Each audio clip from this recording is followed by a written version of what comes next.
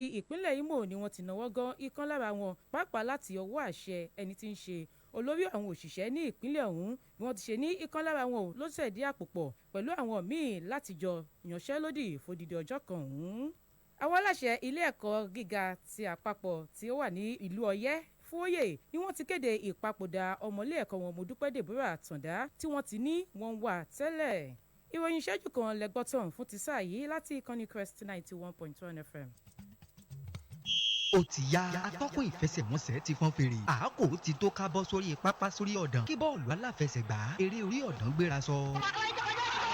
Ìdán lọ lágbo eré ìdárayá ìdán lọ níròyìn eré ìdárayá tó kún fọ́fọ́fọ́ lórí ìkànnì tó dúró tó fẹsẹ̀ halẹ̀ Crest 91.1 FM Ìbàdàn aago mọ́kànlá ìyálẹ̀ta sí méjìlá ọ̀sán 11 a.m. to 12 p.m. látọjọ́ ajé Monday sọ́jọ́ àbámẹ́ta sátidé pẹ̀lú àgbà wa kàròyìn eré ìdárayá ti ṣẹ́yé dáadáa Olúṣọlá Àlàbí ìjọba sports Mr Dialogue Àdìgúnòṣà ajáwàsí bẹ́tà láti lókà tó fi dé foreign ní oyèza bọ́ọ̀lù aláfẹsẹ̀gbá eré orí ọ̀dàn aláfọwọ́jù sínú apẹ̀rẹ̀ yẹn basketball aláfigigbá abíbílẹ̀ àti bẹ́ẹ̀ bẹ́ẹ̀ lọ ẹ̀nà ìdán lọ lórí ìkànnì Crest 91.1 FM Ìbàdàn 11 a.m. to 12 p.m. Monday to Saturday Mr Dialogue ìjọba sport mọ́fẹ́gìrì Ìbàdàn ẹ ti gbàlejò ayọ̀ fàlàyé àti kéde àbí polongo ọjà ẹ pè tẹlifon 0814 063 4266 ìdán lọ kíjọba sport máa fọhùn sókè pẹ̀lú àwọn lámbà tó gbéná kárí.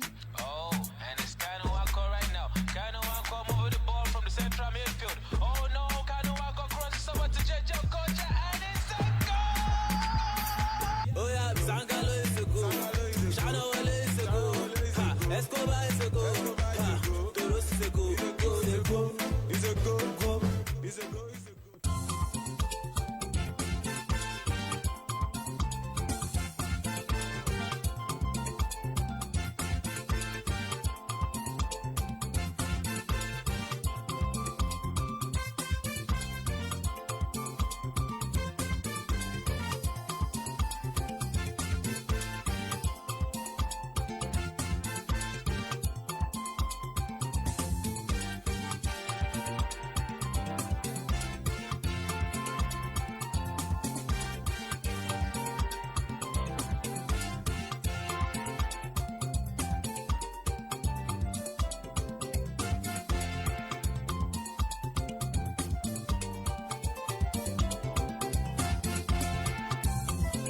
wọ́n ti láǹfààní àti nominate wọn àwọn tí wọ́n mọ̀ gba ife ẹ̀yẹ Ballon d'Or fún tọdún tá a wà nú ẹ̀ yìí ìpele ọkùnrin bákan náà ẹ̀wẹ̀wẹ̀ àti ìpele tóbìnrin.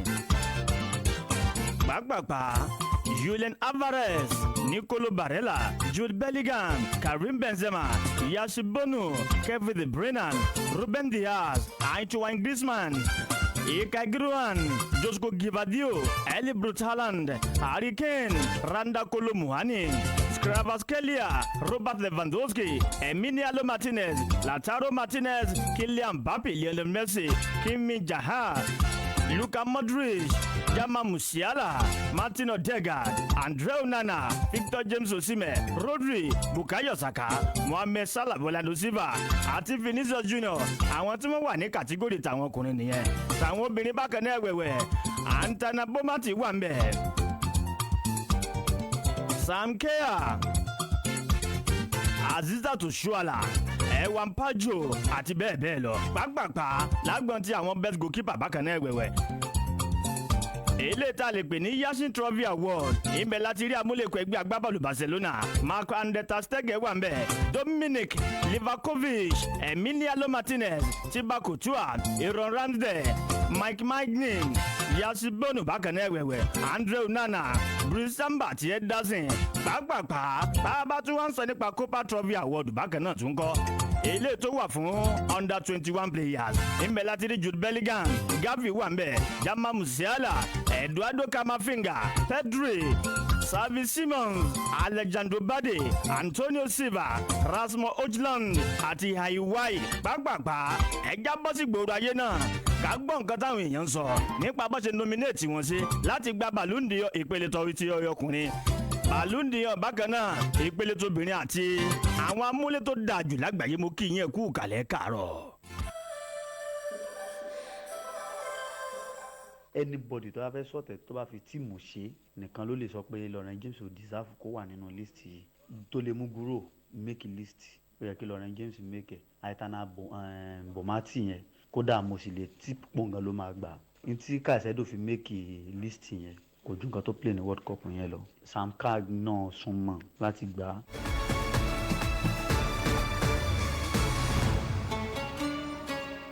Emiliano Martinez ó lè mí tip bó ni wọ́n á fún ní best keeper ní season tá a lò tán yìí o wọ́n ti ẹ̀ báyàn náà keeper Arsenal bó o orí ògbádé keeper kò sí ẹ̀ wọ́n fi sí gan báyà wọ́n tètè pákó ẹ̀rẹ̀ wáyé kó tó pẹ́ jù kò tí ẹ̀ wọ́ọ̀tì orí ògbádé gbogbo wọn.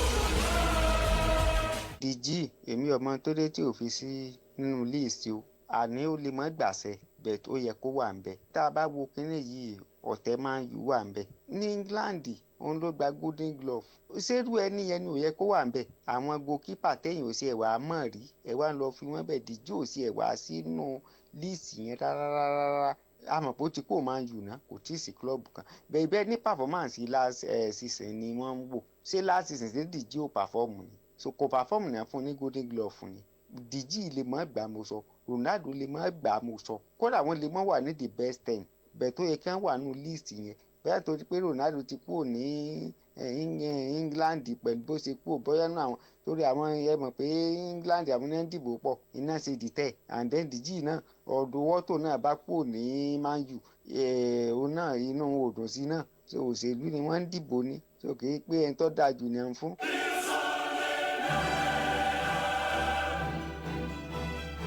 ẹnìkan ń sọ nísàlẹ̀ pé kí ló tí wọn ò píkì Ronaldo wọn ò lè mú Ronaldo sí Ronaldo sí ní fọ́ọ̀mù bẹ́ẹ̀ sì pàfọ́ọ̀mù sí ní last season ní a fi píkì kò tí ẹ yẹ kí wọ́n tiẹ̀ fókò ẹ̀ sí kódà mo rí wọn á fókò ẹ̀ sí ní alẹ́ ní ìbá parẹ́ màá mú result ìwé màá pa ọkọ̀ ẹ̀ rẹ̀ kúrò ńbẹ̀ kò wọ́tẹ̀ ẹni tó yẹ wọ́n fún àwọn méjì ni ẹni àkọ́kọ́ Lionel Messi ẹni ẹ̀kejì ní Haaland ọmọ Man City àwọn tí ń dìbò sentiment ni wọ́n fi ń dì í àti pé popularity tún wà nù tí wọ́n fi ń dìbò yẹn Messi gan wọ́n tiẹ̀ fún ó gba World Cup fún Argentina ní last year.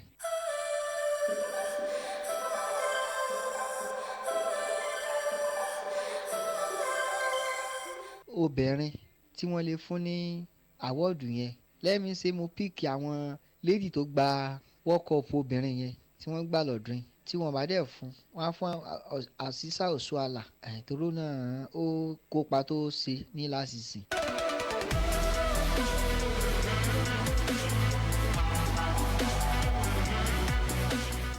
even Ronaldo ń ṣe dáadáa ju Messi lọ níbi tó wà òun ní highest goal scorer àti assist Messi níbi tó wà ń sìn òun kọ́ ní highest goal scorer kí wọ́n á lè tán fi pick Messi so ẹ rí i pé gbogbo Ballon d'Or tí wọ́n ń gbà látẹ̀lé ìbò ni wọ́n máa dì so ìbò yẹn sì ní ọ̀tẹ̀ wà ń bẹ̀ líìgì tó wà líìgì tí èsè líìgì tó wà ń tọ́pù ni ó dẹ̀ gbé wọn dé ibi tí mo expect pé àwọn ó dé òṣèlú wọn ti tòṣèlú bọ̀ o.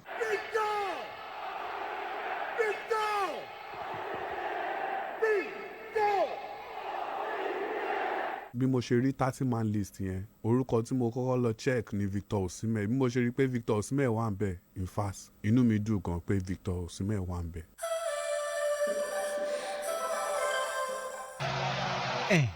Idán lọ kò dúró ẹ̀já tún sún wájú ìjọba sports gbé wa débẹ̀. ògì yẹn kú ojú mẹ́ káàárọ̀ ṣó ti dé ṣó ti bẹ̀rẹ̀ ṣó ti bẹ̀rẹ̀ ṣó ti dé Idán lọlẹ̀ ń gbọ́ yìí níkànnì bàbá ìkànnì Crest 91.1 FM nílẹ̀ Ìbàdàn ní àyìn ìyá káàbọ̀ ọmọkú ilé lẹ́gbọ́n yẹn Adéolú Gbóyèga bíbíà òun gangan ló jẹ́ olóòtú fún ètò yìí Olúṣọlá Àlàbí Mr Dialogue ló kọ́ tèmi jẹ́ Àdìgún òòṣà ìjọba sport káàkiri àgbáyé káàfàtà ọ̀gá ńlá sport gbogbo ẹ̀yin tí a ní gbòòrò ayé one love kò ní bàjẹ́ kí lẹ fi ń gbọ́ mi níbo lẹ ti ń gbọ́ ní pàtó ṣé fóònù tó ní FM ó mo fi ń dún sí létí ni àbí káàtì jẹ̀kẹ́ ni ṣé ilé epo lẹ ti ń gbọ́ ní àbórí ọ̀kadà àbí inú mikra lẹ́yìn wà ó yí ẹsẹ̀ ẹni hàngù tó bá ti ká yín mọ́ ẹjẹ́ mọ̀ ní wàyí wípé ìjọba sport one ọtún ti láǹfààní àti wọ̀nláìn ká tún jọmọ́ farabalẹ̀ jára wa sí bẹ́tà bí nǹkan ṣe ń lọ bó ṣe ń bọ̀ bákan náà ẹ̀wẹ̀ lágbo eré ìdárayá àbájáde fẹsẹ̀wọnsẹ̀ lọ́kàn òjọ̀ kan ibẹ̀ ni màá ti gbé àmọ́ ṣáájú ìgbà náà wà yìí a tún ti wà online gẹ́gẹ́ bí ìṣe wa lórí péèjì wa lórí Facebook lọ́hùn Crest 91.1 FM kọ́ má Ìbàdàn lẹ́fì wà kàn bẹ́ẹ̀ Crest 91.1 FM kọ́ má Ìbàdàn lẹ́fì láǹfààní àti wà kàn lórí péèjì wa ní Facebook lọ́hùn lórí ètò fún tòní àti láǹfààní àti gbàlejò ìràwọ̀ ẹ ti mọ̀ mí ẹ ti mọ̀ ṣe mi wípé àwọn ògo lẹ́sẹ̀ kòkó òun la mọ́ ń láǹfààní àti mọ̀ ṣàwárí wọn ọmọ kan bẹ tán pè ní Oyèkàchí Ògúnjíọ̀fọ̀ sẹ́ẹ̀rí orúkọ rẹ̀ ó lọ lẹ́nu àmọ́ bó ṣe lọ yìí tó bá láǹfààní àti gbá àgbàlagbà mú lórí tennis court wàláhì yóò mọ̀ bẹ̀bẹ̀ lọ́rùn torí àgbáwo káàfàtàmọ́lá ni bẹ́ẹ̀ bá sì gbọ́ èdè Ìbàdàn ẹnu rẹ̀ àmọ́ bí wọ́n bí sí àṣìmọ́ ìpínlẹ̀ rẹ̀ àṣìfẹ́ mọ̀ tó bá tààkù náà látò mọ̀ àti láǹfààní àti gbé wá bẹ́ẹ̀ bá wo àwọn graphics tó máa ń ṣe fún ìdíje ti youth game eléyìí tá àkọ́kọ́ ṣe ìpele àkọ́kọ́ kó tó di pé a lọ gba ti delta fọ́tò rẹ̀ náà máa ń lò sáwọn graphics kọ̀ọ̀kan àwọn kan wá bí mi pé arákùnrin tó máa ń yà sára graphics kìíní ìta gan ni mo ní Oyèkàchí lẹ́ ń béèrè lẹ́ ń perí bàbá ńlá kù pàdé mi ni àjọ ń ṣe àjọ wa ni kò dẹ̀ ní ìbàjẹ́ lórí ètò lónìí tó bá tà á kù ẹ gbọ́ wìnrìnwìnrìn lẹ́nu rẹ̀ ṣáájú ìgbà náà wà yìí àjọ tó mójútó ìdíje ti NPFL nílẹ̀ wa Nàìjíríà wọ́n ti sún wájú o wọ́n ní àní láǹfààní àti kick off ní ọjọ́ sátidé ọ̀tún lamọ́ o ẹ pé kí ló fà á wàláhì kò yé mi náà kódà gan kò yé àwọn náà ọjọ́ míì tí wọ́n bẹ̀rẹ̀ ìdíje náà wọ́n ní wọ́n mọ̀ communicate láìpẹ́ gẹ́gẹ́ bọ́n ṣe ń gbèsè wà létí nìyẹn pàápàá láti bẹ̀ lọ ẹ já lọ sí káàpù ikọ̀ Super Eagles lọ́rùn torí a ti gbọ́ pé àwọn agbábọ́ọ̀lù 11 ìyẹn nírọ̀lẹ́ àná àwọn náà ti láǹfààní àti join wọn ara wọn láti rí Jamilu Collins ń bẹ̀ Táíwò Awóníyè Wilfred Ndiri àti Raphael Oyendika Calvin Bassey William Trus Ekong Ọláolúwa Àìná Ṣemílógo Àjàyí Joseph Aribo Lukman Adémọ́lá àti Victor James Osimhen gẹ́gẹ́ bó ti gbé sí wa létí ọ̀gbẹ́ni Adéníyì Adégbẹ̀sán dàmí ò ní wá yín tí ẹjẹ́ gbẹ́nu sí láti orí NPFL tó ń sún síwájú ká bọ́ sórí Super Eagles tó ti wà ní camp àwọn 11 tó ti wà ní camp káwá ti bẹ̀ bọ́ sórí Ballon d'Or mo kí yín ẹ kú ojúmọ́ káàárọ̀. ẹ kú ojúmọ́ atọ́kùn ẹ kú iṣẹ́ mo kí gbogbo etí tó ń gbọ́ wa lé ní òwúrọ̀ ìpè wọn kú ojúmọ́ gẹ́gẹ́ bí mo ṣe máa ń sọ ní gbogbo ìgbà lórí ètò ìpè kí Ọlọ́run aláàánú kó dákun kó jọ kó máa dé èèyàn jù wá lálẹ́. bá mi sálàfíà ńlá bá yín sà. april ológójì ẹni tẹ́ bá wájú ta tó mẹ́mu ó ti kúrò ní sàrálẹ̀ àbára. ẹni tá a bá náà tó tún wọ aṣọ Chelsea náà ó ti kúrò ní sàrálẹ̀ àbára ńlẹ̀. wínà náà sì ni wá. ó ti tán. àti ìkó rẹ̀.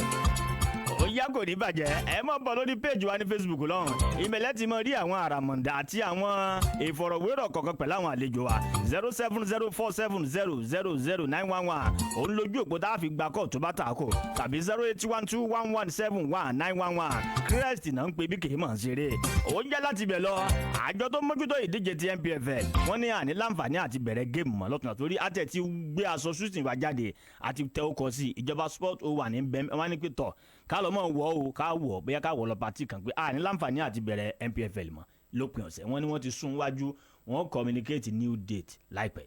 orílẹ̀-èdè Nàìjíríà mi ò mọ nǹkan tá a fẹ́ ṣe tí ó máa bọ́ sí gẹ́gẹ́ bí wọ́n ṣe ń ṣe ní àwọn develop world káàkiri ẹni tó bá ti ń wo league Nàìjíríà bọ̀ ọdún tá a wà yìí ló pé 20 years tí wọ́n ti ń sún déètì líìgì wa níjọ́ tán máa bẹ̀rẹ̀ nígbà tí a wà nínú pre-season wọ́n sọ fún wa pé league máa bẹ̀rẹ̀ ní August 26 mo sọ lórí ètò yìí níjọ́ yẹn tẹ́ bá gbàgbé mo ní ayọ̀ ọkàn pé inú gbọ̀ngàn tá a wà inú kulu tá a wà yìí recording wà nbẹ mo sọ nígbà yẹn pé tí 26 wọn bá jẹ́ 26 wọn mo ń dúró dìgbà yẹn 26 ẹni wọn ò létò. yes 26 wọn ò jẹ́ 26 wọn wọ́n tún sún wa wọ́n ní September 9 la máa bẹ̀rẹ̀ gbogbo wa láti fọ aṣọ àwa tá àti ìra ti new season àti fọ ètò wà nílé tẹ́lẹ̀ pé a fi lọ bá wọn kúrò ẹ̀yẹ ó tún di àná nìsín wọ́n tún ní wọ́n sún síwájú mo wá ń bèrè wọ́n lè pé kí nìdí wọ́n nítorí logistics àti àwọn sponsorship tí àwọn ò tí perfect ẹ dákun baálé ilé wo ló máa dájọ́ ìnáwó sọ́nà fún ẹbí àti ọ̀rẹ́ pé mo máa ṣe nǹkan báyìí fún yín tó bá di ọjọ́ ọ̀la kí ọ̀la yẹn wá dé kó wá sọ fún wọn pé kò sí ìnáwó náà mọ́ kó ní kálukú lọ sinmi bẹ́ẹ̀ tí àwọn ọmọ yẹn bá jẹ́ àwọn ọmọ gidi wọ́n á fi ẹ̀rù hàn tí ilé yẹn bá jẹ́ ilé tó máa tòrò gbogbo inú ilé yẹn kò ní sẹ́tù ní odidi ọjọ́ yẹn torí pé mi ò mọ ohun tó ṣẹlẹ̀ kó tó di pé ẹ kéde ọjọ́ fún wa ó yẹ kí gbogbo logistics kẹ́ ti put ẹ̀ yọ̀ǹda kó tó di pé ẹ kéde ọjọ́ fún wa pé ẹ fẹ́ ṣe kínní ó yẹ kí gbogbo nǹkan tẹ́ a nílò kó ti wà ní sẹpẹ́sẹpẹ́ ní ìgbà tá a ti ń wo orílẹ̀-èdè Nàìjíríà bọ̀ tí wọ́n ti ń gbá league èmi ò rí nǹkan tí wọ́n ṣe tí ó létò àwọn eléyìí tó tún náà ṣẹ̀ dé àwọn tí ṣẹ̀ fẹ́ máa gba àkóso ìjọba àwa tiẹ̀ ti rò pé a ti rí wọn gẹ́gẹ́ bíi mẹ̀sáyà ìtàlẹ̀ fọkàntán àṣé pé mẹ̀sáyà tó máa gbé wa rì sínú òkun ni àwọn náà tí wọn bá ti tó nǹkan ṣe kọ́kú jẹ́ kó ní kálukú yọwọ́ ká mọ̀ pé ní Nigerian league àwọn orílẹ̀-èdè míì wà tí wọ́n ń gbá league wọn dáadáa náà tó bá jẹ́ pé kíní yóò yé wọn sí bọ́n ṣe ń ṣe gbogbo wọn lè padà kọ́kú sọ pé ní season yìí o àgbá league ẹ jẹ́ ká lọ fún recess kó ní kálukú lọ kẹ́kọ̀ọ́ ká lè mọ bí wọ́n ṣe ń ṣe nǹkan kẹ́sẹ̀ wá padà wá kẹwàá ní ó yá ẹ jẹ́ ká bẹ̀rẹ̀ ṣé gbogbo eléyìí tán ṣe yìí ní láti ìka tèmi bíbá yìí o èmi sọ fún wọn pé àti sport minister o àti anything tó bá ń ṣe pẹ̀lú lórílẹ̀‐èdè wa kí wọ́n kúkú jáwọ́ ńbẹ̀ kánjọ́ mọ̀ pé nígbà fúbọ́ọ̀ mọ̀ lórílẹ̀‐èdè Nàìjíríà ká dẹ̀ fèsì òkè òkun báwo la ṣe máa ní nǹkan tiwa tá ní lè gbé lárugẹ tó fi jẹ́ pé gbogbo àgbà máa pariwo Chelsea máa yu Barca nìkan n tó jẹ́ tiwa bíbá tó yẹ kán jẹ́ ká ṣùgbà kí gbogbo wa náà ká máa ní ìdùnnú nínú ẹ̀ ní ayọ̀ ọkàn ní gbogbo ìgbà lọ́kàn máa lọ bàjẹ́. a ti ẹ̀ mọ́ pariwo Chelsea torí owó tẹ̀ fẹ́ra mọ́síkà sẹ́dọ̀ kò ní já dákẹ́ lágbára Ọlọ́run £150 million ó pọ̀ o.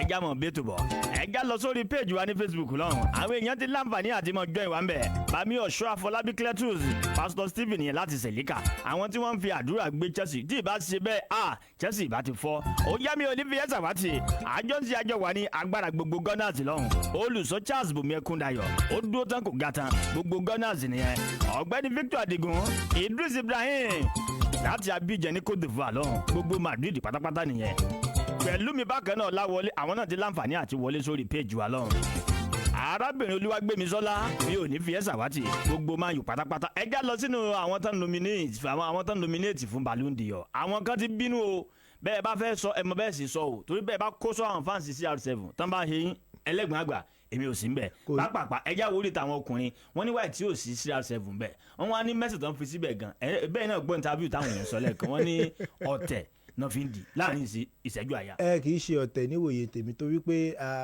ṣíṣe dáadáa èèyàn láàrin ọdún kan lèmi rò bóyá wọ́n máa ń rò fún Ballon d'Or then tí a bá gbàgbé wọ́n ti separate Ballon d'Or kúrò nínú world player àjọ àwọn àgbáríjọ kan lórílẹ̀‐èdè France lọ́kọ̀ọ́ àwọn jọ ló ń ṣe Ballon d'Or then tẹ́ bá dẹ̀ wò orílẹ̀‐èdè France yìí náà ni Lionel Messi wà ní sáà tó kọjá ìyẹn nìkan PSG so ó jẹ́ àwọn ìdí tí wọ́n rí tèmi wò pé wọ́n rí tí orúkọ Messi fi wà ńbẹ̀ tí ẹlẹ́gbọ̀n àgbà kejì òfin síbẹ̀ wọ́n ti rí wọ́n wí pé wọ́n ti lọ sí orílẹ̀‐èdè Saudi dẹ̀kẹ̀rẹ̀ ní agbọn football ní ìsìn ní Europe wọn sí ní the same continent pẹ̀lú ikọ̀ Saudi ntọ́kọ̀ yà mí lẹ́nu bẹ́ẹ̀ pé mo fẹ́ káwọn èèyàn ní kinní kan lọ́kàn in as much tó bá ti jẹ́ pé ètò ìdìbò ni ìfẹ́ oníkálukú sí ènìyàn ó máa hàn nínú ẹ̀ ló máa yọ ṣùgbọ́n ẹ jẹ́ kí a lọ mọ̀ lé ní pé láti orílẹ̀-èdè England 12 players ló yọ nínú ẹ̀ ló ní orúkọ player 12 lórílẹ̀‐èdè England ló wá tí ó dẹ̀ tí ì ṣẹlẹ̀ rí láti 1994 tí wọ́n ti bẹ̀rẹ̀ ìtàn Ballon d'Or so èmi ń wò ó pé ní sáà yìí is neither kó jẹ́ pé tí wọn bá ti sún wá sí orílẹ̀‐èdè England ìkan náà méjì ni mo làfojúsùn inú Erling Haaland tàbí Kevin De Bruyne tí kan náà méjèèjì ò bá ti wá mu tó kàkúrú gbé fúlà lọ Messi. Victor James Osimhen ńkọ́. kò sí nǹkan tó lè súnmọ́ torí pé kò ń ṣe tó máa ní kán wò ó ṣe dáadáa lóòótọ́ àti lódodo ní sáà tó kọjá ṣùgbọ́n níbo ni ṣíṣe dáadáa ẹ̀ níbo ló gbé e dé tó bá yẹ pé CAF award lọ́nà nominees sìn máa láti bíbáyìí lèmi fún mi láti stage protest pé tí wọn bá ti fún Osimhen kí wàhálà bẹ̀rẹ̀ sí ní ṣẹlẹ̀ ṣùgbọ́n ní àsìkò yìí Ballon d'Or mo kàn bá dúpẹ́ pé orúkọ òun náà ti ń súnmọ́ tóun náà bá tún máa ṣe dáadáa sí tí ó bá rẹ̀wẹ̀sì sí tó ṣe ní sáà tó kọjá tó tún ṣe bẹ́ẹ̀ ní sáà yìí èmi rí i pé òun náà ti ń súnmọ́ podium yẹn ṣùgbọ́n ní sáà yìí kò tí ì lè kàn. ẹja rètí Messi àti Erling Braut Haaland agbábọ́ọ̀lù fún ikọ̀ ẹgbẹ́ agbábọ́ọ̀lù Manchester City ẹja wo World Cup àti UEFA Champions League. Yes, tá bá wo World Cup àti UEFA Champions League, the most prestigious cup competition tó wà lórílẹ̀‐èdè àgbáyé nìsín World Cup ni, torí pé gbogbo orílẹ̀‐èdè ló papọ̀. Then the most prestigious cup competition ní àgbáyé náà nìsín UEFA Champions League ni, torí pé àgbọn Europe ló pa wọ́n pọ̀. So ó wá kù sí judgmental bí wọ́n ṣe máa nífẹ̀ẹ́ èèyàn sí nìkan ló kù láti fi wo ẹni tó bá yẹ kó tọ́ sí. Ṣùgbọ́n níwòye tèmi tó máa ní kán wo ti Erling Haaland treble ló gbà ní last season. Lionel Messi ò rí sí bí oníkegbà ní last season. World Cup tá à ń sọ kò ń ṣe season, kò ń ṣe last year ní season. Last year ló máa ṣí mọ́ World Cup season fún Lionel Messi torí pé ó kàn gba World Cup nìkan náà ni. Ṣùgbọ́n tí a bá máa yọ lémi Erling Haaland ní tí ò sí àníyàn. Erling Braut Haaland bẹ́ẹ̀ni kò ní bàjẹ́ kò tẹ̀ sọ́mọ Chelsea kankan bẹ́ẹ̀ nínú Ballon d'Or list yẹn. meet up grade ni. nǹkan kan lókè ìpẹ́ o. ẹ̀já lọ sí ní ikọ̀ ẹgbẹ́ agbábọ́ọ̀lù Real Madrid. ẹ̀já lọ síbẹ̀ wọ́n ti láǹfààní àti gbé jáde tó bá di September 17 ikọ̀ ẹgbẹ́ agbábọ́ọ̀lù Real Madrid ká fàtàmọ́là àwọn àti ikọ̀ ẹgbẹ́ agbábọ́ọ̀lù Real Sociedad wọ́n jọmọ́ wọlàkàdí ní pápá ìṣeré Santiago Bernabeu tó bá di September 20 bákan náà àwọn àti ikọ̀ ẹgbẹ́ agbábọ́ọ̀lù Union Berlin ní Bernabeu yìí kan náà wọ́n tún mọ́ láǹfààní àti mọ́ wọlàkàdí mọ́ láǹfààní àti mọ́ kọ́lẹ̀ September 24 gangan òun gangan ní Madrid derby tí wọ́n mọ̀ lọ sí Estadio Wanda Metropolitano nílé ikọ̀ ẹgbẹ́ agbábọ́ọ̀lù Atletico de Madrid lọ́hùn September 27 wọ́n mọ̀ láǹfààní àti mọ́ gbàlejò Las Palmas nílé wọn pàápàá September 30 àwọn àti ikọ̀ ti Girona nìyẹn àwẹ̀ ni wọ́n ń lọ October 3rd àwọn àti ikọ̀ Napoli tó dàbí èkó ìdíje ti Champions League nìyẹn gẹ́gẹ́ bí nǹkan ṣe wà nílẹ̀ nìyẹn gbogbo Madrid káwá fàtàmì ò ní wá yín tì alá Madrid olórí oko dé ó yá mi ò ní fi ẹ́ sàbátì adé Olúgbóyèga BBR ó dúró tán kò ga tán àjọ ń ṣe àjọ wà ní. àwa náà ní kóòchì bẹ́ẹ̀ ṣe ní Jose Pep Guardiola àwa náà ní di Olúgbóyèga bí bàbá formation ọwọ́ ẹ̀ ló wà. iye òní wẹ̀tì the talent builder ó dúró tán kò ga tán pápápá láti bẹ̀ lọ. ẹ̀yin ti gbà pé kán fún Erling Braut Haaland ní Ballon d'Or tí agbọ́n tàwọn ọkùnrin yes or no. yes tó bá jẹ́ pé wọ́n jẹ́ ká dì í ní ọ̀nà tó tọ́ àti bó ṣe yẹ. ẹ má fi klọ́ọ̀sì sí ta lẹ́yìn fọ́ fún. Erling Braut Haaland. ó ti tán ẹ já bọ́ sórí Yashin Trophy Award fáwọn amúlé àrí Andre Mark Stegen bẹ́ẹ̀ Dominic Livakovic Emiliano Martinez Thibaut Courtois Aaron Ramsdale Mike Maigin Yasibonu Andre Onana Brice Samba àti Henderson àwọn kan sọ wípé why tí o sì David De Gea Quintana mbẹ. ìdí tí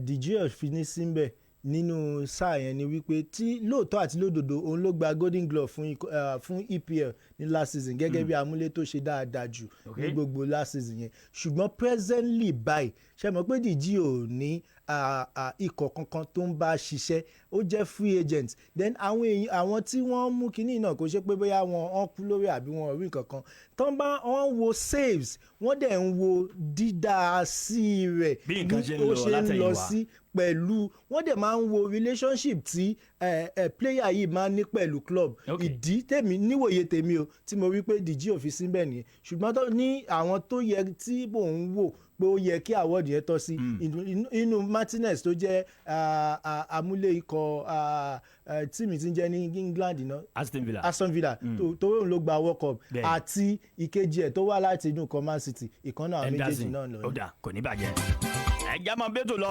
ẹ̀já mọ láǹfààní àti mọ bọ́sì ìpele tá a ti mọ fẹ́ àlejò wa lójú tá a tanná sójú àlejò wa tanná wàrí ìsàlejò wa.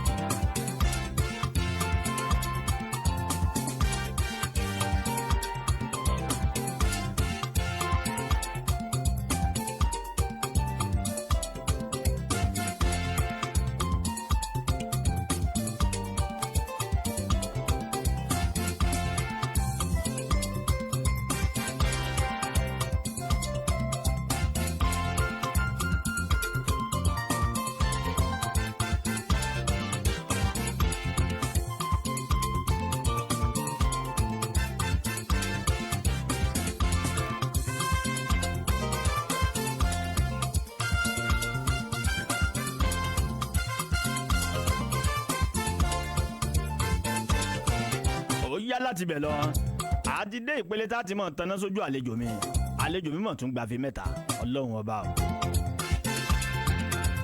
àti gbàlejò àwọn tí wọ́n jẹ́ ọmọ léńjeléńje látinú àjọ tàbí ẹgbẹ́ tó mójútó ìdíje lẹ́yìn orí kankéré ní ìpínlẹ̀ Ọ̀ṣun bíi tí onígẹ̀ẹ́sì ń pè ní tennis.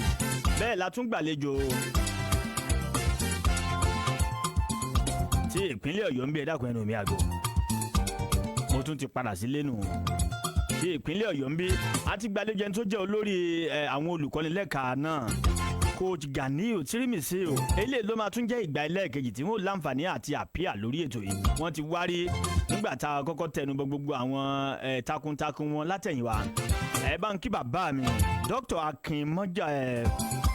Akin Mọ́gàjí Fágbèmí wọ́n ṣe dáadáa.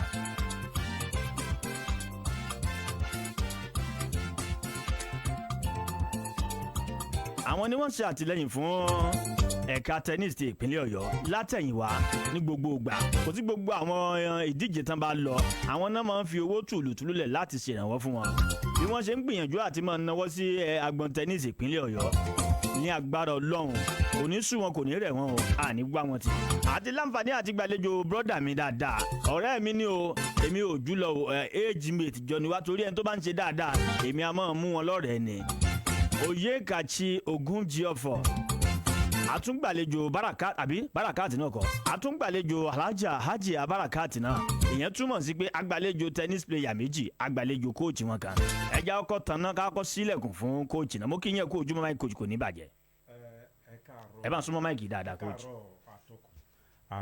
àti gbogbo ènìyàn tó ń gbọ́ wa ní ìpínlẹ̀ Ọ̀yọ́ mo kí yín Ọlọ́run wa tó wà pẹ̀lú yóò mọ̀ kọ́ntínú láti máa ràn wá lọ́wọ́. àmín Jésù ẹ bá ń dá ọkọ yín kọ́ lè mọ̀ pé yín gangan. orúkọ mi ni Ganiu Tirimisiu head tennis coach Ọ̀yọ́ State Sport Council. ló bá tán nípínlẹ̀ Ọ̀yọ́ ń bí kò ní í bàjẹ́ àwọn ọmọ tí ẹjọ́ wá ẹ mọ̀ wọ́n rí.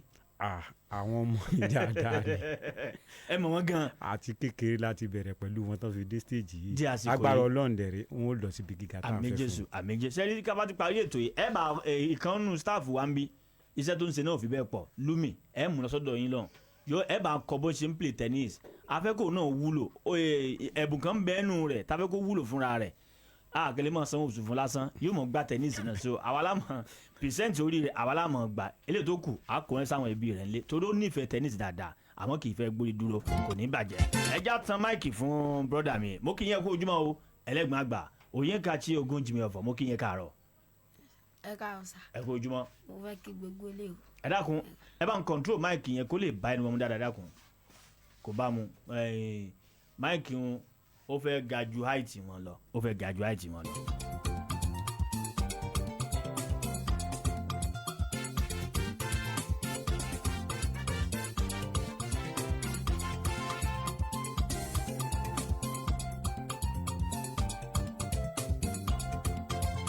ó ti dá a báwọn ẹ bá ń kí àwọn èèyàn lẹ́ẹ̀kan sí again. mo fẹ́ kí gbogbo ilé ń pè fún gbogbo nǹkan tó ń ṣe. ẹ kí gbogbo ọmọ Nàìjíríà ojúmọ́ ń tì yín dáadáa. ọmọ ìlú wo ni ọmọ ìpínlẹ̀ wo. ọmọ Imo State. ọmọ ìpínlẹ̀ Imo nílùú wo ní Imo. ọmọ Owerri. Owerri gangan ni lágbolé bọ àbí kò ságbolé ńbẹ. kò ságbolé ńbẹ. kò ságbolé ńbẹ bọ ẹ mọlé dáadáa. bẹ́ẹ̀ni. ibo náà bí yín sí gan. wọ́n bí mi sí Ìbàdàn. abájọ tẹ́ bí wọ́n dà á láàmú stadium àwọn tètè mọ̀ pé àìṣe Yorùbá kò ní bàjẹ́ àjọ ń ṣe àjọwà náà ni. alájà Barakat salamu aleykum alájà o. ẹgbọ́n sókè máa.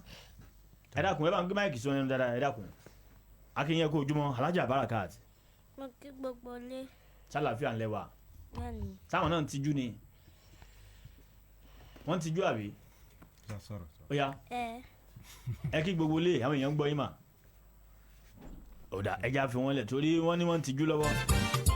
bẹ́ẹ̀ sì rí irọ́ ni wọ́n ń pa tán bá ẹbẹ̀ bá rí performance wọn lórí court ẹ̀ mọ̀ pé àwọn eléyìí wọn kọjá bẹ́ẹ̀. ẹ jábọ́ sí ọ̀dọ̀ brọ́dà mi Oyèkàchí Ògúnjìọ̀fọ̀ ẹ bá wa sọ orúkọ yín gẹ́gẹ́ bọ́n ẹ bí wọ́n ṣe ń pè kẹ́ correct wa dáadáa. Oyèkàchí Ògúnjìọ̀fọ̀. Oyèkàchí Ògún àbí. yes. Ògúnjìọ̀fọ̀ kì í ṣe Ògún Ògúnjìọ̀fọ̀ ni kò ní bàjẹ́ ẹ ti já mọ̀ yìí pé Owerri ni ẹ ti wá láti ìpínlẹ̀ Imo. yes sir. tọ tennis lẹ́ ń gbá kì í ṣe football. yes sir. ọdún mélòó lẹ wà nígbà tẹ́ ẹ ti bẹ̀rẹ̀ tennis àti pé kí ló sún yín débẹ̀. ọdún mélòó mo wà bóyá bíi 6 years tí mo fi bẹ̀rẹ̀ tennis. ọmọ ọdún 6 lẹ ti bẹ̀rẹ̀ tennis. bẹ́ẹ̀ kí ló sún yín débẹ̀. torí kóòtù mi ló rán mi lọ sí tennis ìgbà tá a dán gbélé. so àwọn á rán mi lọ sí tennis bóyá pàtí mi ò ní kankan tí mo ń ṣe lé. so kóòtù mi wá mú èmi àtẹ̀gbọ́n mi èmi ká náà fi ní ká lọ bẹ̀rẹ̀ láti kékeré náà ti ń kọ́ wa. so mo dẹ̀ ti mọ̀ ń gbá ní ìsìn mo dẹ̀ dúpẹ́ lọ́wọ́ kóòtù mi àwọn ló gbé mi débi gbogbo nǹkan tí mo ti win yìí. kóòtù ló gbé yín débẹ̀ tẹ́ ẹ fi win ní ife mẹ́ta yìí tẹ́ ẹ lè yọ̀ǹda ẹ̀kan fún crest mbẹ́ tẹ́ ẹ bá ń lọ ká gba ẹ̀kan lẹ̀ lọ́wọ́ yín. àmì lè fún yín o. ẹ máa ń bọ̀ lórí péèjì wa lórí Facebook lọ́wọ́ ẹ láǹfààní àti rí ojú àlejò mi ń bẹ̀ àti àwọn ife ẹ̀yẹ tí wọ́n ti gbà nínú ìdíje kọ̀ọ̀kan tí wọ́n ti gbà a ṣẹ̀ṣẹ̀ bẹ̀rẹ̀ bí interview ni àti ìbádébì kan rárá ẹ já mọ̀ pé coach ló sún yín débi tennis àbí ẹ̀yin àti ẹ̀gbọ́n yín Emeka yẹn ń kọ́ sìn. ó ti wà lábùjá nìyẹn. àwọn náà ń gba tennis náà báyìí. bẹ́ẹ̀ni. àbọ̀ àwọn gùrù jẹ yín lọ. bẹ́ẹ̀ni sà. coach ló sún yín ló mú yín débi tennis. bẹ́ẹ̀ni. ẹ dẹ̀ ti bẹ̀ láti bí ọmọ ọdún 6. bẹ́ẹ̀ni sà. ẹ ti wà ní school báyìí. bẹ́ẹ̀ni sà. school wo lẹ ń lọ. mo attend LLA high school. ok. mo dẹ̀ wà ní SS1 tó mo ṣẹ̀ṣẹ̀ ṣe bẹ́kẹ̀ mi tán ní yẹ̀ yìí. SS1 lẹ wà báyìí. bẹ́ẹ̀ni. àwọn parent yín látìgbà tí coach ti ń kó yín jẹ tán ti ń gbé yín débẹ̀ káàkiri ṣé ní òmọ bí wọn ṣé wọ́n support yín náà báyìí. wọ́n máa ń support wa díẹ̀díẹ̀ àmọ́ wọ̀gìn fún wa wọ́n máa ń try àti wọ́n máa ń try díẹ̀díẹ̀ ṣùgbọ́n wọ́n máa ń release wa ní pé ká máa lọ training ṣùgbọ́n anytime táwa ti pẹ́ náà máa ń sọ pé wọ́n ní wọ́n fún wa ní àyè láti máa lọ training mọ́. ṣé ń gbà yẹn àbí nísìnyí. ìgbà yẹn ṣùgbọ́n ní ìsìn wọn kì í ṣe mọ́. wọ́n ti fọ́ pẹ̀lú pé Oyèkàjì gan ti di world best pé sẹ́ àwọn gan ti gbà fọ́lọ́ nísìnyí. bẹ́ẹ̀ni. wọ́n ti di gẹ́gẹ́ bí ojú ọ̀nà yín. bẹ́ẹ̀ni. tẹ́lẹ̀ kí ni tẹ́ ẹ fẹ́ dà lọ́jọ́ iwájú tẹ́lẹ̀. tẹ́lẹ̀ mo fẹ́ di sójà. kí ló dé ẹ̀gbọ́n why tẹ́ choose sójà. tẹ̀yìn mọ́ mi ní kìlọ̀ attend school sójà ni. ok. so mi dẹ̀ ní choice ṣùgbọ́n àmọ́ tìgbà tí coach mi ti mú mi lọ sí sport ń gbé kìlọ̀ mọ̀ ṣe sport òun mo fi sọ fún wọn ní pé mi ráyè láti ṣe sójà mọ́ òun mo fi sọ fún wọn àti dáàdì mi wá ní pé ṣèbí láìfù mi ni tí má ti mú ni mo mú mọ́mí wá ní kò sí wàhálà ń gbé kìlọ̀ mọ̀ ṣe long tennis mi lọ. jagun náà fẹ́ kẹ́ ẹ dà tẹ́lẹ̀ kẹ́ ẹ mọ̀ jẹ́ kọ̀lígì àwọn gbọ́tìjà Ògúnjìmí à ń kó bẹ́ẹ̀ yẹn àmọ́ ńgbà tó yá Ọlọ́run wá sọ pé kẹ́ ẹ pàdé coach Ganiu Tirimisiyo wọ́n wá fi yín sí láyìn àwọn Rafael Nadal Novak Djokovic àti bẹ́ẹ̀ bẹ́ẹ̀ lọ ṣẹ́ẹ̀sì lè ṣe jagunjagun kẹ́kọ̀ọ́ àti sójà báyìí. lára sá o mi lè ṣe mọ́. ẹ lè ṣe mọ́ ẹ ti máa dùn pé ilé gangan ni ọ̀nà yín. bẹ́ẹ̀ni sá. ṣé inú yín dùn sí tennis tẹ̀yìn láàyò yìí. bẹ́ẹ̀ni sá inú mi dùn sí gan. inú yín dùn gan. bẹ́ẹ̀ni. ta ni role model yín. Rafael Nadal ni role model yín. bẹ́ẹ̀ni. ṣé ẹ ti rí ni. rárá sá. bó o lẹ ṣe máa ń wo àwọn matches ẹ tẹ́ ẹ fi choose as role model. torí ìgbà tó máa ń play ní set àwọn Roger Federer. ok. Novak Djokovic. ok. àwọn tọmọdé ń play nígbà yẹn. ok. ṣùgbọ́n tó rìtáyà. ẹ máa ń wo géèmù Rafael dáadáa. bẹ́ẹ̀ni sá. ṣé ẹ ní fóònù tó ń browse nàbí báwo lẹ ṣe máa ń wò. lórí fóònù mọ́ mi. lẹ máa ti ń wò. bẹ́ẹ̀ni. wọn dẹ̀ ní máa blame yín pé ẹ ń waste data wọn. bẹ́ẹ̀ni. wọ́n dẹ̀ fi yín láì dáadáa. bẹ́ẹ̀ni sá. now ẹlẹ́wà ní SS1 báyìí. bẹ́ẹ̀ni sá. ní ẹlẹ́ẹ̀lẹ́ primary school àbí high school. ẹlẹ́ẹ̀lẹ́ high school. now báwo lẹ ṣe ń kóòpù ẹ̀kọ́ mọ́ tennis tẹ ẹ̀yàn láàyò torí mo ṣe ń wò yín ẹ ti jẹ́ ká mọ̀ wípé ẹ lè ṣiṣẹ́ sójà mọ́ o tennis lẹ fẹ́ gbá o èèyàn lè lọ́mọ kó ti làákùn láka débi tẹ́ ẹ dé yìí kó ti ṣe takuntakun yìí kó tún wá ní pé kó padà kó kò mbẹ́ àdúrà náà fi máa tì yín lẹ́yìn bó lẹ ṣe ń manage ìwé pẹ̀lú tennis tí kan ò pa kan lára ẹ̀gbọ́n. lórí mo kàn choose tennis náà sí pé school náà bóyá tí màá ṣe oyè school mo lè ṣe oyè tennis. òun mo fi ní kí n choose méjì. gbé tí nǹkan ò bá jẹ ìkan ó jẹ àmọ́ àmọ̀ràn tèmi fún yín gẹ́gẹ́ bí ọ̀rẹ́ yín ni pé ẹ gbọ́dọ̀ fi iléèwé lẹ̀ o. bẹ́ẹ̀ni sà. school náà a máa ran ẹ̀bùn lọ́wọ́ o. ṣé ẹ ti gbọ́ mi ò ní gbà yín tì. 07047000911 tàbí 08121171911 lójú òpó tó bá tásìkò ẹ já padà sọ́dọ̀ coach mo kí yín lẹ́ẹ̀kan sí. ẹ ṣe àtọkùn. ẹni tó fi tọmọ ẹ lẹ̀ tó tún gbọ́ tọmọ ọlọ́mọ Ọlọ́run ní bá gbọ́ tọmọ tiẹ̀ ẹ wàá fi tọmọ tí náà lẹ̀ torí ọmọ yìí ni Haji Abarakat bẹ́ẹ̀ ẹ̀yin náà lọ́mọ bíbí inú tó jẹ́ pé tennis náà ni ẹ kó wọn sí tán sì ṣe dáadáa tó bá ilé máa ọmọ yín ṣe dáadáa ní ti tennis tó ẹ fẹ́ oríire fún Oyèkàchí náà ni ẹ bá wa sọ díẹ̀ nípa ìrìn àjò ẹlẹ́gbẹ̀ẹ́ àgbà tó jókòó yìí. ẹ ṣe àtọkùn Oyèkàchí Ògúnjìọ̀fọ̀ ó jẹ́ ọmọ kan tí mo bá gbélé pọ̀ pẹ̀lú àwọn òbí ẹ̀ nígbà tí mo wà ní sáàdì Omitowoju pẹ̀lú ẹ̀gbọ́n ẹ̀ tó ń jẹ́ Emeka sí ìtẹ́ pé èmi akọ́nimọ̀ọ́gbá ni tí mo sì ní àwọn ọmọ tó ń play tí mo dẹ̀ mọ̀ pé ọjọ́ ọ̀la abẹ̀ ó dára so ìgbà yẹn ni mo ti ní pé káwọn náà mọ̀ tẹ̀lé mi wá sí ibi tá a ti ń ṣègbáradì sí ìtẹ́ pé tán bá wà nílé kò sí nǹkan tí wọ́n ń ṣe wọ́n tún lè lọ́mọ darapọ̀ mọ́ àwọn tó ń ṣe jàgídíjàgan ìgbà tọmọ kékeré bá rí nǹkan kan ṣe bọ̀ láti ibẹ̀ lọ ó wá jẹ́ ọmọ náà tí òun náà ní ẹ̀bùn tọ́lọ́run fún so a dẹ̀ gbìyànjú Ọlọ́run dẹ̀ fún wa ṣe tó yẹ pé within 2 or 3 years tó join wa ó ti ń ṣe àṣeyọrí ó ti ń jẹ́dún pé ó ń lọ national tournament ó ń win ó ṣe first bẹ́ẹ̀ ni nípa bẹ́ẹ̀ ó ti di ẹni tó lọ ń represent Nàìjíríà at least ó ti jáde láti represent Nàìjíríà ní sàn á ti tó bí ẹ̀ẹ̀mejì sí ẹ̀ẹ̀mẹ́ta ó lọ represent Nàìjíríà ní Togo ó lọ represent Nàìjíríà ní Benin Republic ní West African Championship and ó ṣe dáadáa torí ó nígbà kan tán qualify Nàìjíríà sí African Championship so ọmọ dáadáa ni ọmọ tó dẹ̀ ready láti learn so nǹkan tí màá sọ díẹ̀ nípa ẹ̀. ó dà ẹ já wo àwọn ife ẹ̀yẹ mẹ́ta tó wà nílẹ̀ yìí ẹ̀yin lẹ gbé wá pàápàá jùlọ òun ló kó jáde nínú báàgì tán gbé wá bó o ní Oyèkàchí ṣe gba àwọn ife mẹ́ta yìí èwo lélẹ̀ èwo lélẹ̀ èwo lélẹ̀.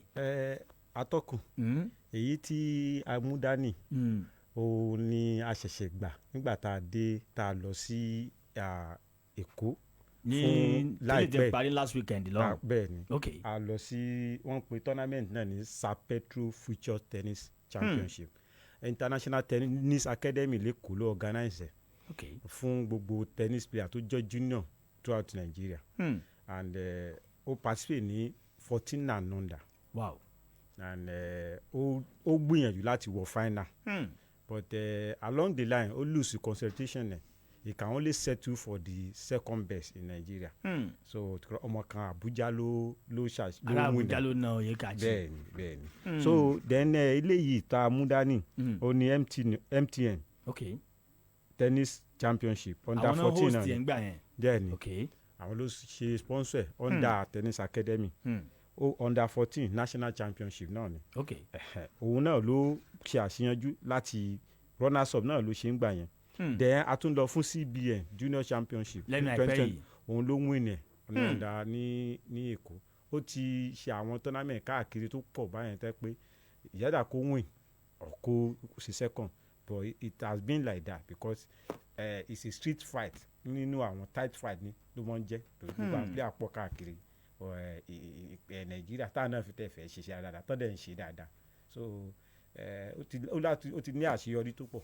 ó dà ẹja bọ́ sórí fọ́tò rẹ̀ tá a mọ́ lára àwọn graphics kọ̀ọ̀kan àbí fọ́tò rẹ̀ náà kọ́ fọ́tò Oyèkàchí bó ló ṣe jẹ́ bẹ́ẹ̀ bó ló ṣe jẹ́. nǹkan tó ṣẹlẹ̀ ni pé ọmọ tó bá ti ń ṣe dáadáa ní national event irú ọmọ bẹ́ẹ̀ ni wọ́n á fẹ́ máa fi jẹ́ kí àwọn tó ń bọ̀ lẹ́yìn káwọn náà máa kọ́pì pé ẹwu ẹni yìí ó ń ṣe dáadáa.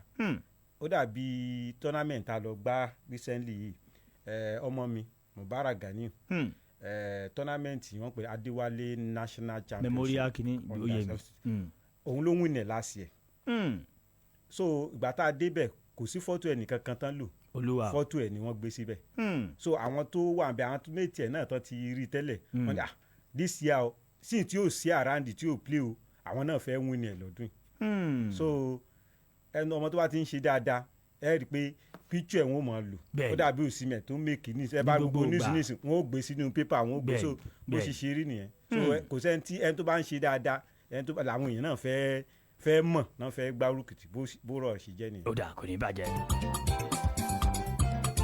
òun lẹ ti ń gbọ́ ìlàtẹnu coach Ganiyu Tirimisi tí wọ́n jẹ́ head tennis coach ní ìpínlẹ̀ Ọ̀yọ́ ń bí àti àlejò wa bùrọ́dà mi pàdé tèmi gangan Oyèkàchí Jagaban. bẹ́ẹ̀ bá fẹ́ kọ́ tennis ẹ jẹ́ kó wa kọ́ yín àwọn ilé ìtàn bá handle lumi tàbí dédà bọ́n ṣe ga náà ni wọ́n ṣe lóyà bẹ́ẹ̀ ẹ má fojú di Oyèkàchí o ó dúró tán kò ga tán o 07047000911 ní nọ́mbà tẹ́ fi pè tàbí béèrè lọ́wọ́ wọn tàbí 08121171911 07047000911 tàbí 08121171911 òun lójú òpó méjèèjì tó lu jásíbi tẹ́ fi béèrè lọ́wọ́ àlejò mi tàbí olùkọ́ wọn tí wọ́n jọ wá.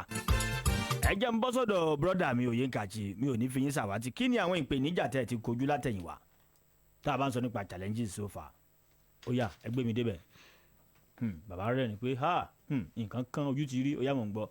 iye ní challenges kankan. kò síjọ́ tí bí a fẹ́ lọ sí tennis wọ́n ní kẹ́ ẹ mọ́ ń lọ bí a kò sówó racket àbí nǹkan kan báwọn àwọn tí mo mí nìyẹn sà. bẹ́ẹ̀ ni sà. ó yá kí làwọn nǹkan kan tó ti ṣẹlẹ̀ tó yẹ pé tẹ́ ẹ ní tọ̀ kí ni tẹ́ ẹ ní ìdí báyìí.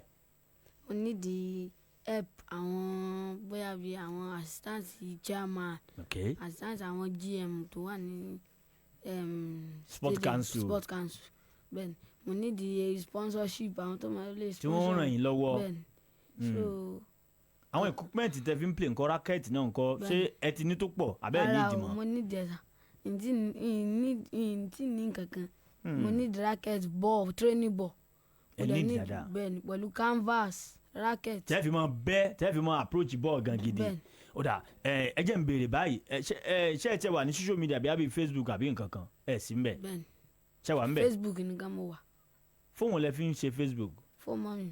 lẹ máa ń lò ẹ̀yin gangan ò tí ì ní provide yín gangan fúnra yín bọ́ọ̀lù tí ń bẹ tẹ́mi ẹ̀ wá á build the provide yín tí ẹ ní Twitter account Instagram Facebook ẹ pé àwọn kan náà mọ̀ sí wàhálà rẹ̀ tí wọ́n mọ̀ manage image yín bọ́ọ̀lù tí ń bẹ lágbára Ọlọ́run ẹ ga o ẹ lọ jìnnà gan kí lẹ fẹ́ kí ìjọba ṣe fún yín láti ràn yín lọ́wọ́ àti àwọn akẹgbẹ́ yín tí wọ́n jẹ́ ọmọ léńjẹ bíi tiyín nípínlẹ̀ Ọ̀yọ́ yìí. mo fẹ́ kán ràn wá lọ́wọ́ wípé kán mọ support wa ní ìkátàbà ní bóyá bíi fún bọ́ọ̀ tó yà àní training enough training ball a lè nídìí training ball pẹ̀lú racket pẹ̀lú equipment àwọn táwọn lò bóyá tá a bá ti jọ́ọ̀gì tán bóyá exercise tá a bá fẹ́ mọ exercise nǹkan tá a nídìí ni. ẹ nídìí support báwọn fún àwọn nǹkan tẹ́ ẹ mọ̀ lò tí gbogbo yóò fi mọ̀ lọ dáadáa kí ni àfojúsùn yín lọ́jọ́ iwájú lórí tennis. mo fẹ́ di world number 1. world number 1 lágbàáyé Ọlọ́run gbà fún yín bẹ́ẹ̀. ǹjẹ́ ẹ tiẹ̀ ti rí àwọn ọ̀rẹ́ yín tán sọ fún yín pé ẹ mọ̀ ṣe tennis kò lè pè yín ṣé ẹ ti rí anybody tó ti discourage yín rí. rárá sà kò sí. wọ́n encourage mi ní pé kí n put more effort ní pé kí n mọ̀ fi sílẹ̀ ní pé Ọlọ́run tó wà lókè ló máa fún mi ní strength láti ṣe. bẹ́ẹ̀ni ó wá ní nǹkan kan tá a ṣàkíyèsí ń pa yín àwa stadium ńgbà kan àwòyẹ ń play ball ẹ kì í fẹ́ lose tẹ́ ẹ bá ti lose ẹ mọ́ ń bínú kí ló fà á.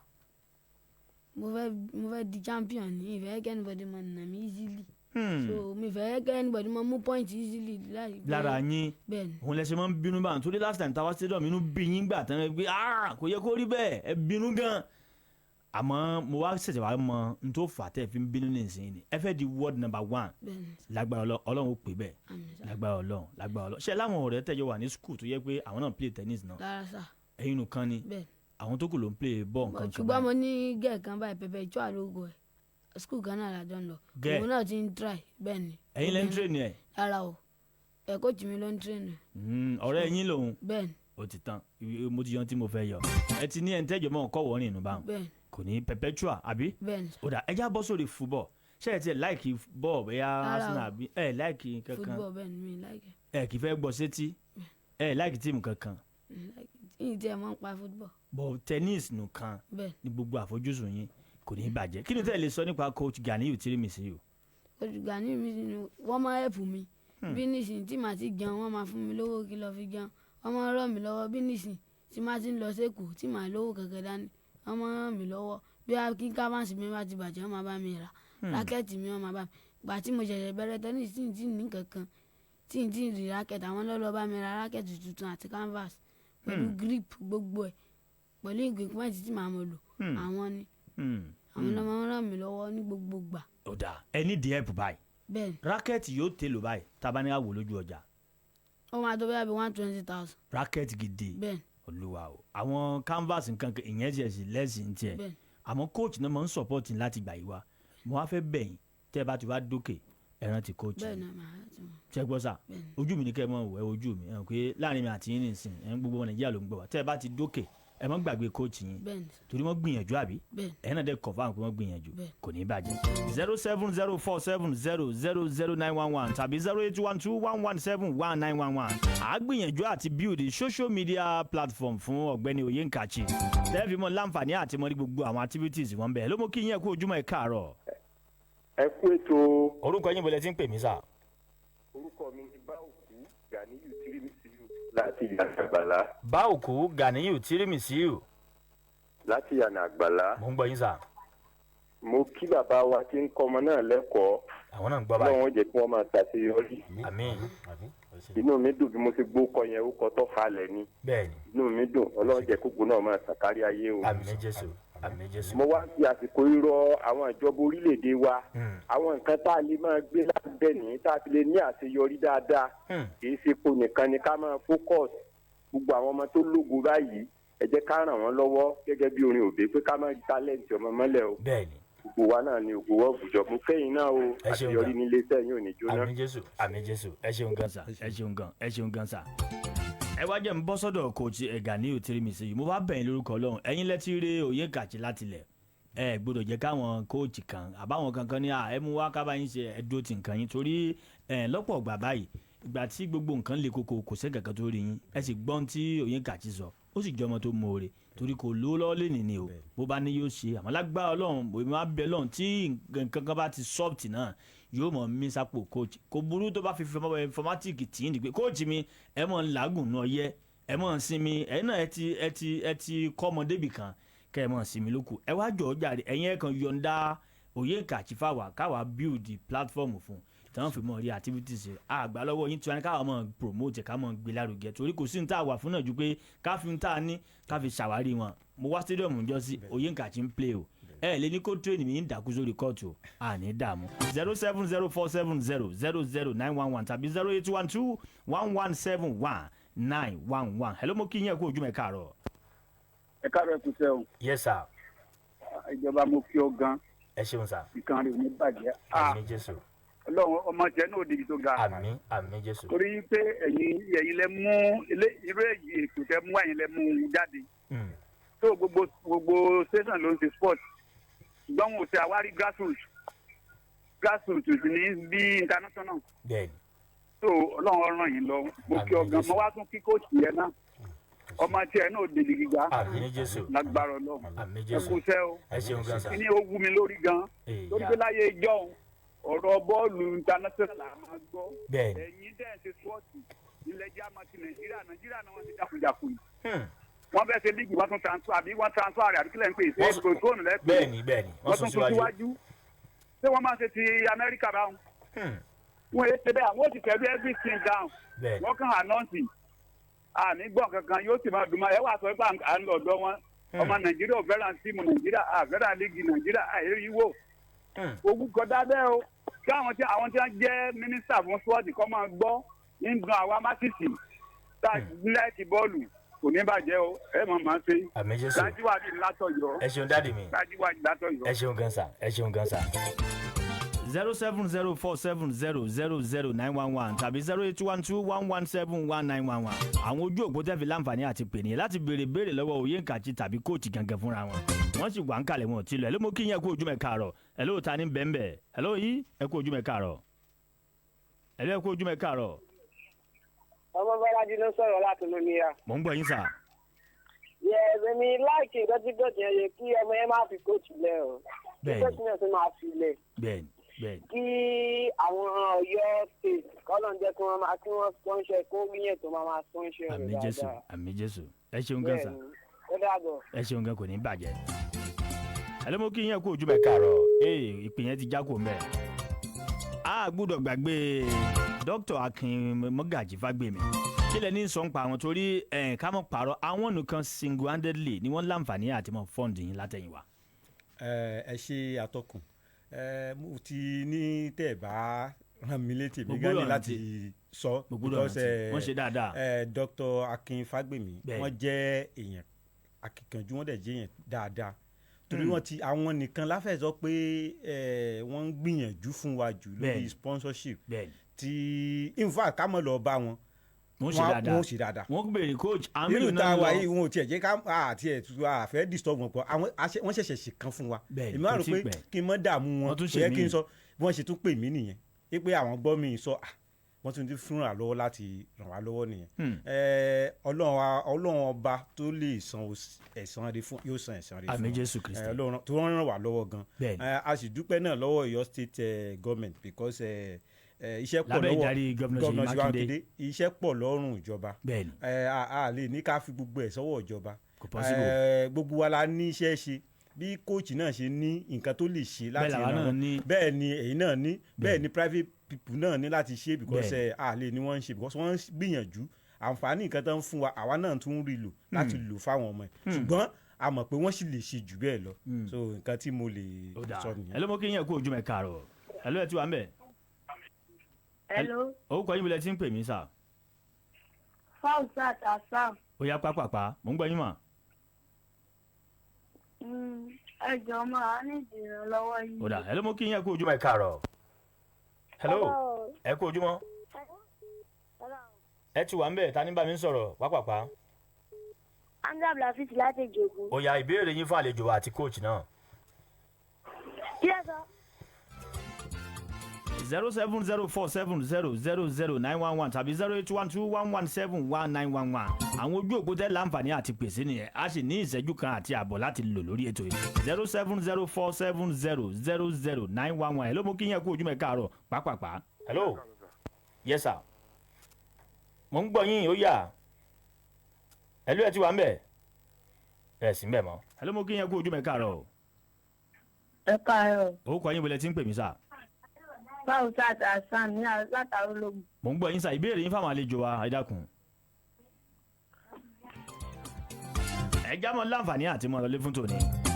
lórúkọ olóòtú ètò yìí Adéolú Gbóyèga tí wọ́n tún jẹ́ ọ̀gá wa pátápátá nìkànnì wọ́n ní Akí Oyèkàchí wọ́n ní Akí Ẹ̀yìn àti Alhaja Barakat wọ́n rí takuntakun tẹ̀ ń ṣe látẹ̀yìnwá torí àwọn náà fún aláàyè gbé ká mọ̀ gbìyànjú àti mọ̀ tójú gbogbo kọ̀rọ̀kọ́ndù ìpínlẹ̀ Ọ̀yọ́ ká mọ̀ ṣàwárí àwọn ogun ọjọ́ ọ̀la àwa náà ní tẹ̀tì ẹ mọ̀ láǹfààní àti mọ̀ gbọ́ update nípa Oyèkàchí gbogbo performance pátápátá òun lẹ́mọ̀ láǹfààní àti mọ̀ gbọ́ nínú ìròyìn wa yálà Yorùbá ni àti èdè Gẹ̀ẹ́sì kó tó lọ gan àmúwọ yàrá ìròyìn wa á fi ọ̀rọ̀ wérọ̀ pẹ̀lú rẹ̀ a gbọ́dọ̀ rí star ká mọ̀ bá star yà fọ́tò yóò ní fi ẹ́ sàwátì brothers ẹ já mọ́ lọlé fún tòní oníyẹn ṣe ọlọ́bẹ̀ ṣe o Olúṣọlá Alábí ìjọba sport ló kàn tèmi jẹ́ lẹ́yìn ètò 08140634266 08140634266 bye for now ó dàbọ̀ ó dọ̀la.